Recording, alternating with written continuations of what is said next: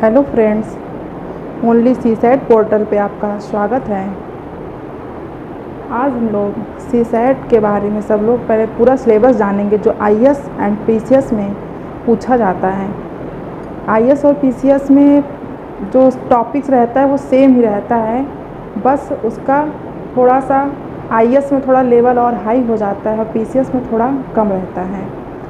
तो हम लोग पहले सिलेबस डिस्कशन कर लेते हैं, उसके बाद फिर हम लोग एक एक टॉपिक पे वीडियो बनाते चलेंगे और आप लोग नोट्स बनाते चलिएगा, क्योंकि नोट्स बहुत ही ज़रूरी होता है।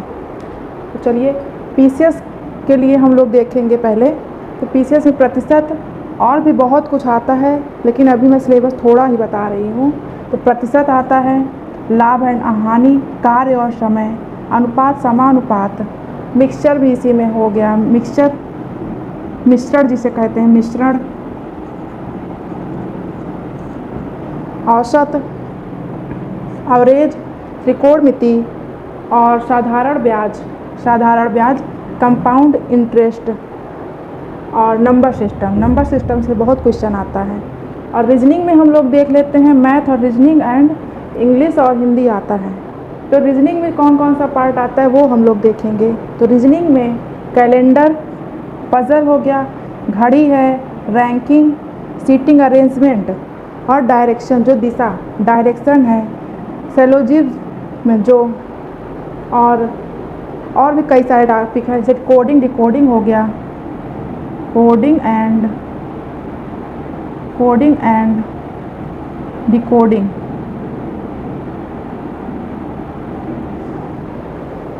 इतने टॉपिक मैथ एंड रीजनिंग में हैं। और भी टॉपिक्स हैं, मैं उसको सारा कवर कराऊंगी आपको। अब हम लोग बात करते हैं, और आईएएस में मैथ और रीजनिंग आता है, और एक पार्ट होता है कॉम्प्रिहेंशन का, जो पैराग्राफ होता है।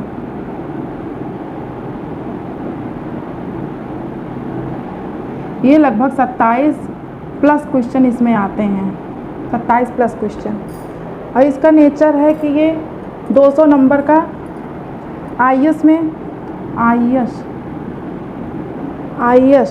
या यूपीएससी में जो सी सेट होता है, यूपीएससी सी सेट में टोटल 80 क्वेश्चन होते हैं। 80 क्वेश्चन यूपीएससी सी सेट में 80 क्वेश्चन आता है 200 नंबर का, और इसमें से 33% पास मार्किंग है, जिसमें से हमें 80 में से सिर्फ 27 क्वेश्चन सही करने होते हैं, सिर्फ 27 क्वेश्चन सही करने होते हैं। और यूपी पीसीएस में सी सेट में 200 क्वेश्चन आते हैं, 100 नंबर का होता है, 100 क्वेश्चन 200 नंबर का होता है, जिसमें से भी 33% ही इसमें भी लाने होते हैं, 33% इसमें भी लाने होते हैं। लेकिन इसमें क्वेश्चन की संख्या बढ़ जाता है, जिसमें 33 क्वेश्चन हमें सही करने होते हैं। इसमें से रीजनिंग और मैथ का वेटेज जो है बहुत हाई है। अगर हम लोग ईजिली रीजनिंग और मैथ, अगर रीजनिंग पे ज़्यादा फोकस कर लेंगे और मैथ पे थोड़ा कमांड, जो मेन चैप्टर है उस पर ज़्यादा कमांड बना लेंगे, तो जो है हमारे पास होने की प्रोबेबिलिटी बढ़ जाएगी। तो चलिए हम लोग पहले नंबर सिस्टम से शुरू करेंगे। हम लोग देखेंगे अब सी सेट में संख्या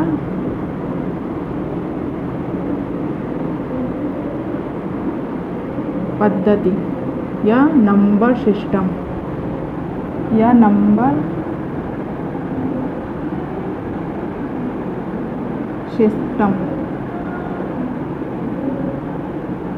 इसमें पहले हम लोग ये जानेंगे कि नंबर सिस्टम में पहले क्या क्या आता है। नंबर सिस्टम में पहले प्राकृतिक संख्या, पूर्ण संख्या, integer number, whole number, prime number and परिमेय संख्या, अपरिमेय संख्या, इस सब के बारे में जानेंगे। उसके बाद इसमें आता है विभाज्यता का नियम, डिविजिबिलिटी ऑफ रूल्स, तो उसको हम लोग जानेंगे। फिर उसके बाद उसमें आता है इकाई का अंक ज्ञात करना। फिर उसको हम लोग जानेंगे। तो चलिए चलते हैं। प्राकृतिक संख्या, प्राकृतिक संख्या किसे कहते हैं, या नेचुरल नंबर। प्राकृतिक संख्या,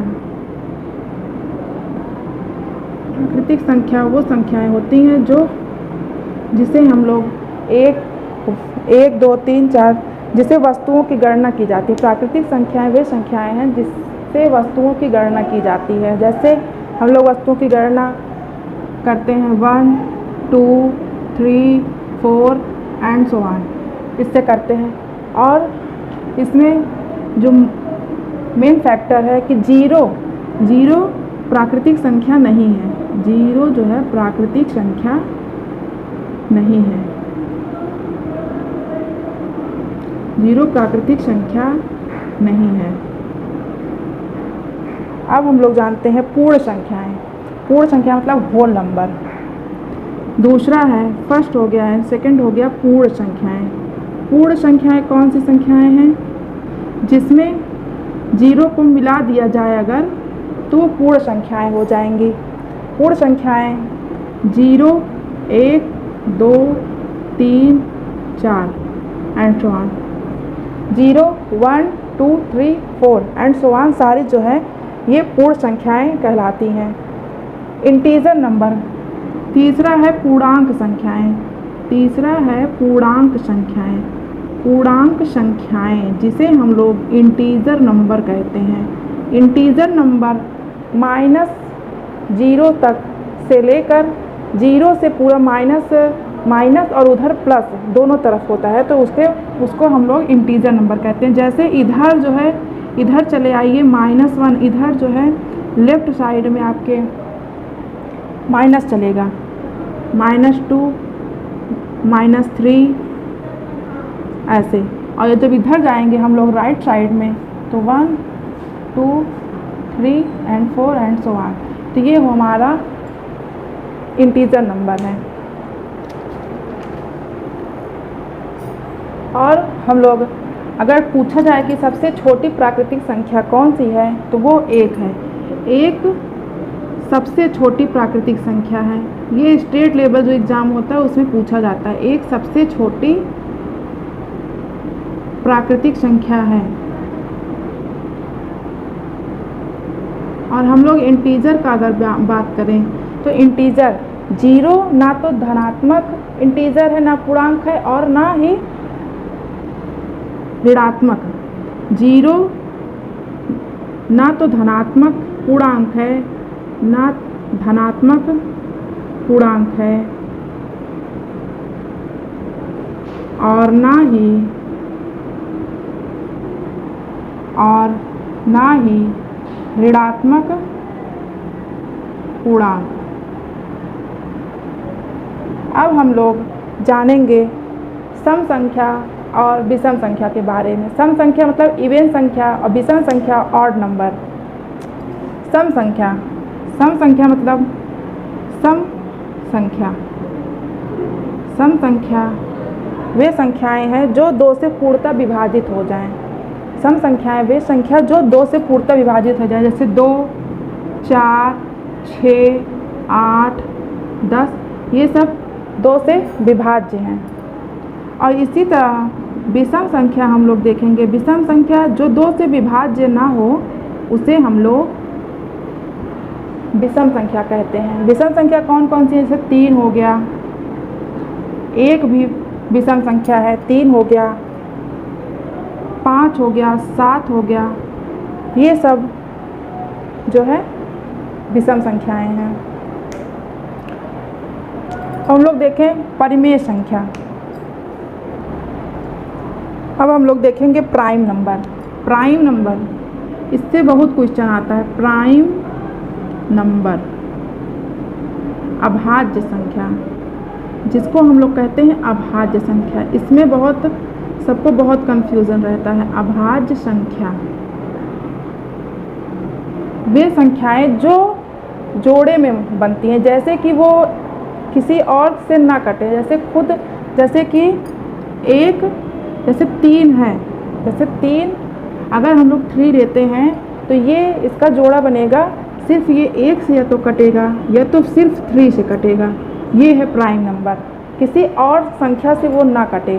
जैसे हम लोग अगर प्राइम नंबर लेंगे तो अगर कहा जाए कि 1 से 10 तक 1 to 100 तक ऐसी कितनी संख्याएं हैं जो प्राइम नंबर हैं, ऐसी कितनी संख्याएं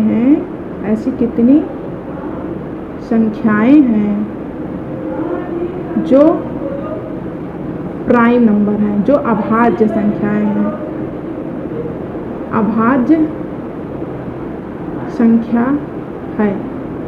एक में एक नहीं होगा, एक में सिर्फ एक पेयर बन रहा है तो पेयर बनना चाहिए, ये नहीं होगा। 3, हाँ 3 जो है 1 से कटेगा या 3 से कटेगा तो ये प्राइम नंबर है। फिर 5 हम लोग देख लेंगे, 5 या तो 1 से कटेगा या 5 से कटेगा तो ये भी प्राइम नंबर हो गया।